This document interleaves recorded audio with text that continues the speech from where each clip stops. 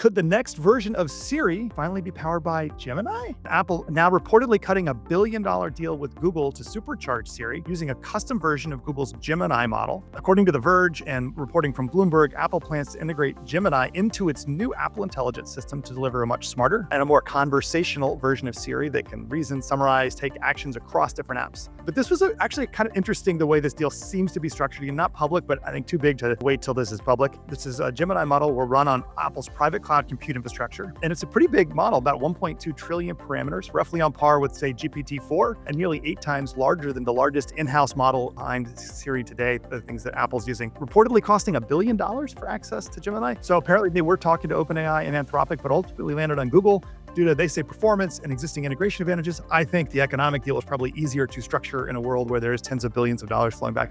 The reimagined Siri powered by Gemini expected in the spring as a part of a broader rollout of a renewed Apple Intelligence. I think Apple is known for building their own capabilities in-housing a lot of stuff rather than relying on outsourced. I have to wonder if this is at some level some sort of like declaration of defeat on their AI side, that they know they have to partner with others. We have been looking at different sort of foundation models to think about how to integrate voice AI, et cetera, into customer-facing experience. And Gemini sort of came from behind and has really surpassed some of the other foundation models. We've been evaluating for a long time and testing with different ones, and Gemini is sort of the clear front runner. So interesting that Apple is seeing that as well, and we'll see if this is an area where Google actually can maintain an edge or not. A lot of reports do show Gemini to be a great model. I think the consumer version experience of it, the app that's provided, the integrations, the way memory works or projects work, not as robust right now. But if this becomes part of Google Cloud, it is a great model, and you could see them really taking on Anthropic, who's really focused on that version of the go-to-market